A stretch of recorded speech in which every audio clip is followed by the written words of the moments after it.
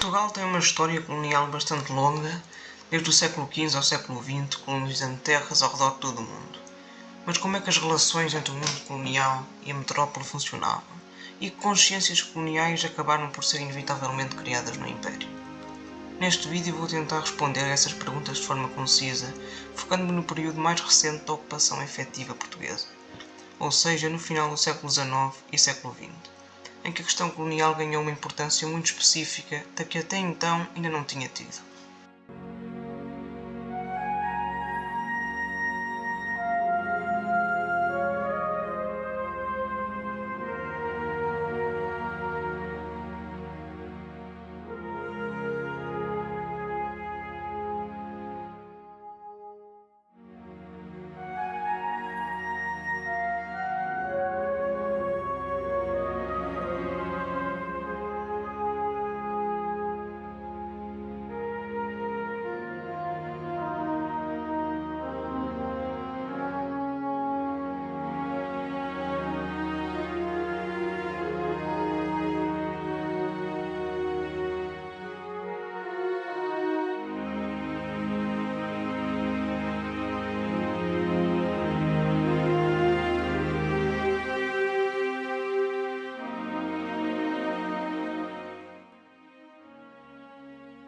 Por muito tempo, a maioria das colónias portuguesas foram sempre pequenas, consistindo apenas em vários pontos comerciais estratégicos apoiados por fortalezas costeiras. Tinha uma população geralmente minúscula, de algumas dezenas a poucos milhares, e na maioria das vezes a maior fatia dessa população nem sequer era portuguesa, nem a coroa portuguesa efetivamente conseguia contabilizar e administrar esses territórios de forma abrangente. É por isso que durante a maior parte da história colonial de Portugal, muito pouco se pode aferir acerca da consciência colonial dos respectivos territórios, o que só veio a mudar primeiramente com o caso do Brasil e mais tarde no século XX com sobretudo Angola e Moçambique, sendo que até lá, excetuando de modo geral e crescente o Brasil, até à sua independência obviamente, as possessões portuguesas eram sobretudo compostas por militares e comerciantes portugueses que se arriscavam a ir para esses sítios distantes, mas que proporcionavam oportunidades únicas, tanto para a progressão de carreira militar como para participar em todo tipo de negócios. Mas dada a pequenez dos territórios e falta de presença de um Estado forte, essas possessões dificilmente adquiriam consciências coloniais fortes, para além de eventuais casos familiares ou grupos de escravos, pertencentes a determinada etnia ou praticando o mesmo ofício. Mas a partir dos finais do século XIX, Portugal começou, de facto, a dar uma importância maior aos territórios coloniais, sobretudo ao nível da administração. O ultimato inglês e a corrida para a África disputaram esta urgência. Foi então por isso que nestas décadas de viragem do século é que as pequenas cidades coloniais começaram um crescimento que praticamente nunca mais iria parar, despolando-se em muitos casos das poucas centenas de habitantes para dezenas de milhares em poucas décadas. Muitas povoações foram elevadas à cidade e muitas outras foram criadas mesmo de raiz. Para este crescimento abrupto contribuíram sobretudo a imigração de portugueses da metrópole para o Império, mas também do crescimento natural das cidades, que cresciam em tamanho e dinamismo, ou seja, tanto a população africana como a europeia iniciava nesta altura um caminho de crescimento que só iria parar mesmo com o fim do Império. Durante esta primeira fase de migrações e crescimento, a maioria dos colonos portugueses consistia em gente com elevadas condições económicas, capazes de tirar partido e explorar a mão de obra africana que trabalhava nos recursos naturais.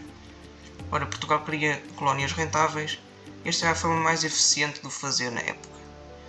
A nível identitário, o que se começava a formar nas recém-metrópoles africanas, a imagem portuguesa consolidava-se na do aventureiro colonizador, ou seja, consistia numa imagem de portugueses que se aventuravam no Império e que tinham a missão de colonizar um território inóspito e longínquo, passava pela escravização dos africanos ao mesmo tempo que os civilizava, através desse mesmo trabalho, uma vez que à época uma das justificações mesmo para as políticas do trabalho forçado vigente eram sobretudo esta, da civilização através do trabalho. Já a nível dos negros, a situação não mudava muito e as interações entre ambos, seja entre os brancos e os negros, eram sobretudo ainda mínimas. Neste período, as campanhas de pacificação também eram recorrentes e conflitos entre portugueses e locais aconteciam com frequência, o que contribuía para um clima de insegurança e de insuficiência estatal, coisa que só viria a saciar mais a partir do Estado Novo. Com o fim da Primeira República, mas sobretudo a partir do fim da Segunda Guerra Mundial, o paradigma colonial começa a mudar rapidamente. Foi a partir de então que o controle efetivo do interior africano se pôde considerar relativamente bem assegurado, mas sobretudo que a população colonial começou a crescer exponencialmente, o que trouxe desafios que se aliavam ao clima de mudança política internacional com o início do fim dos impérios europeus nos ditos ventos de mudança.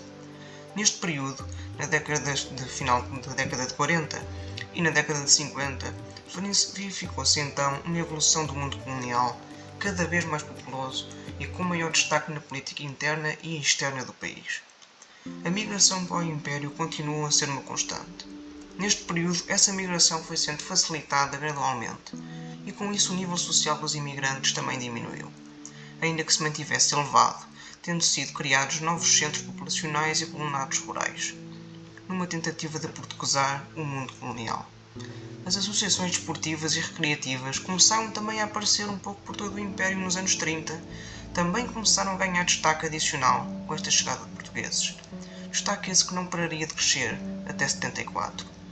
A nível das consciências, foi então que a anterior visão sobre os colonos de aventureiro colonizador, de um português que ia para terras inóspitas e selvagens, passou a ser gradualmente substituída por uma visão de colono imigrante.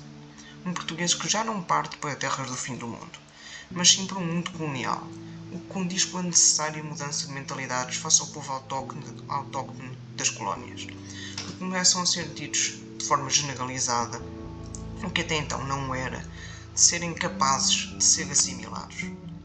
Ainda assim, este contexto de integração plena do africano só viria a concretizar-se em lei e nas mentalidades, e até certo ponto, nos anos 60 e 70, já perante a Guerra do Ultramar, em que o nacionalismo negro em Portugal, que nos anos 40 e 50 começa lentamente a formar-se e se materializa em luta armada.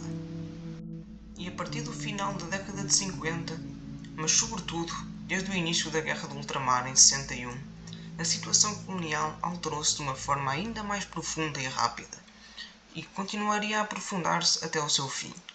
Este período foi o de maior crescimento populacional. Todas as colónias que até então passaram às províncias ultramarinas refletiram esse crescimento. Todo o ultramar, de 1950 até 1974, apresentou um crescimento populacional geral de mais de 30%. Angola e Moçambique foram as que mais refletiram esse crescimento, com Angola a crescer cerca de 50% e Moçambique 75%, de 50 até 74. Para isto contribuíram os migrantes da metrópole e o crescimento natural apresentado em cada província. Tanto negros quanto europeus cresceram em número em todos os lados. E aqui estão gráficos explicativos justamente disso, onde o crescimento de Angola e Moçambique em apenas 24 anos é especialmente notável, com a metrópole a estagnar entre os 8 e os 9 milhões em contraste. No meio a isto, as identidades que se desenvolveram foram múltiplas, sendo o lusotropicalismo a ideia identitária propagada pelo regime, mas que se sentia de diferentes formas também nas diferentes populações.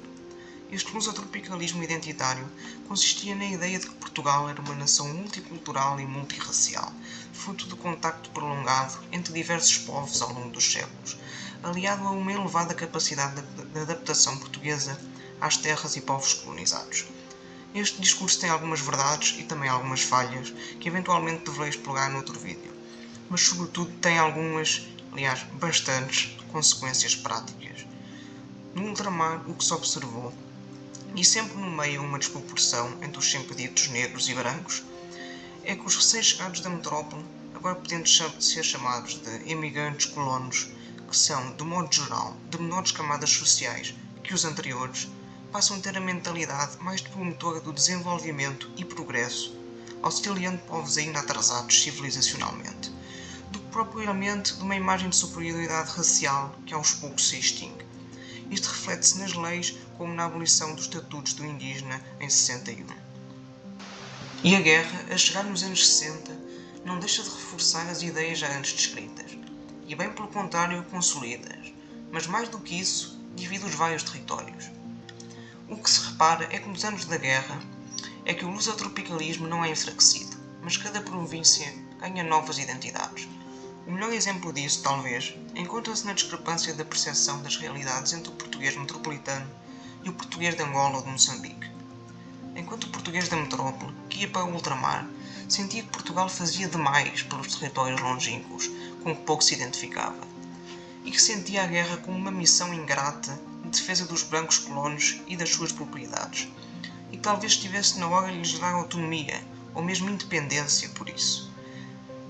Já o português do ultramar, por outro lado, sentia que a metrópole em muito o abandonava e que, mesmo sentindo-se português, queria uma autonomia alargada ou mesmo independência para melhor conseguir conter os seus problemas específicos. E isto tudo a nível da identidade. Repare-se que ambos os perfis de portugueses se separavam num território legalmente cada vez mais igual. E para o contribuir ao desconhecimento um do outro, o jovem militar metropolitano, em Angola, pouco ou nada conhecia da realidade angolana. Não tinha uma ligação identitária individual que o ligasse a ela. Não conhecia a sua população, as suas necessidades e identidade. No entanto, era obrigado a dar o sangue e a vida por ela.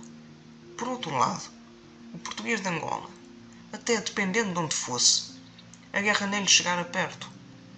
E a presença da metrópole era vista mais como curiosidade, mas sem a devida admiração por esforços que muitas vezes nem conhecia.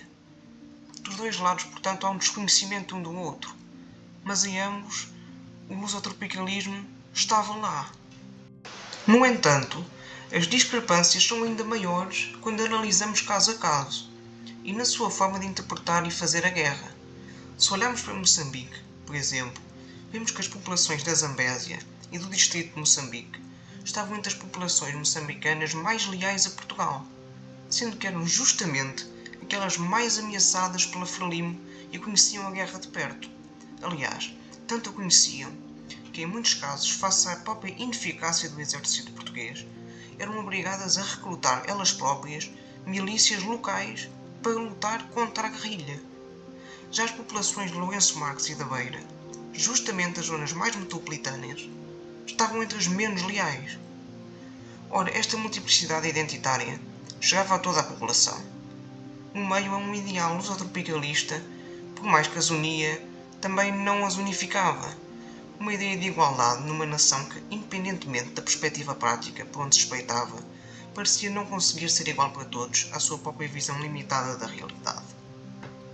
Mas como sabemos, esta evolução das identidades não durou para sempre.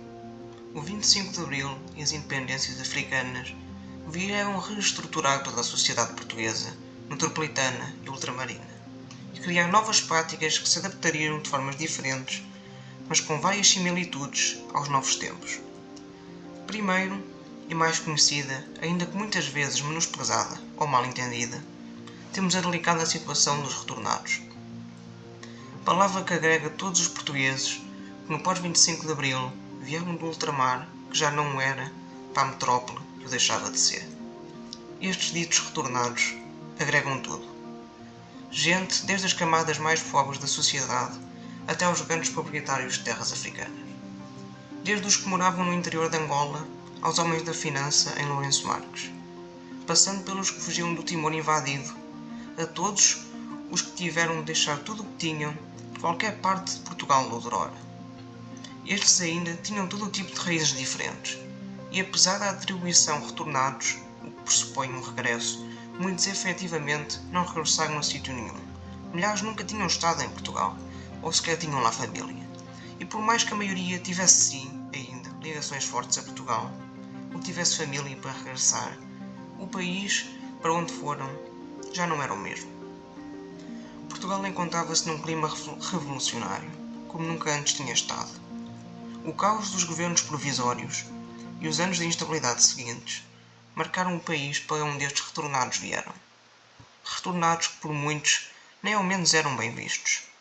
Tidos como revolucionários, como reacionários, vindos do Império, foram alvo de opiniões diversas, muitas delas envolvendo receio, medo e desprezo.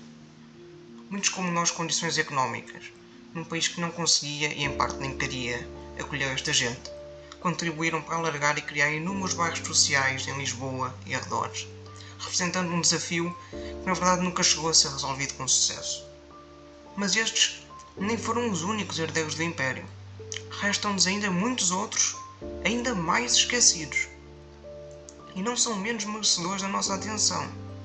Restam-nos os que decidiram ficar em África, para tentar guardar tudo o que tinham, em territórios que já não os desejavam. Restam-nos os negros portugueses, cuja nacionalidade a muitos lhes foi negada ao tentar vir para Portugal. Restam-nos os ex-combatentes locais, que lutaram por Portugal e que passaram a ser perseguidos pelas novas administrações nos novos países.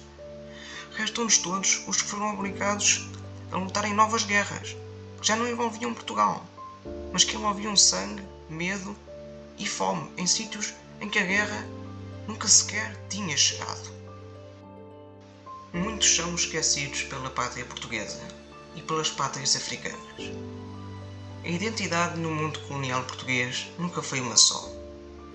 A ideia lusotropicalista abrangia e chegava a toda uma população imensa e diversa, e também ela é interpretada de formas diferentes no espaço e no tempo, chegando ao seu fim abrupto em 1974, como se nunca tivesse existido, levando consigo a consciência de tantas populações diferentes em tantos lugares do mundo. O ultramar chegava ao fim, e a sua consciência também, mas não sem que fossem criadas muitas outras, por brancos e negros em Portugal ou na Guiné, em Angola ou em Timor, em São Tomé ou em Moçambique, em Cabo Verde ou em Goa, ou em tantos outros sítios do mundo. Que a consciência ultramarina portuguesa e tudo o que representou e representa não seja esquecida, mas sim entendida e respeitada, tal como qualquer outra parte da nossa história.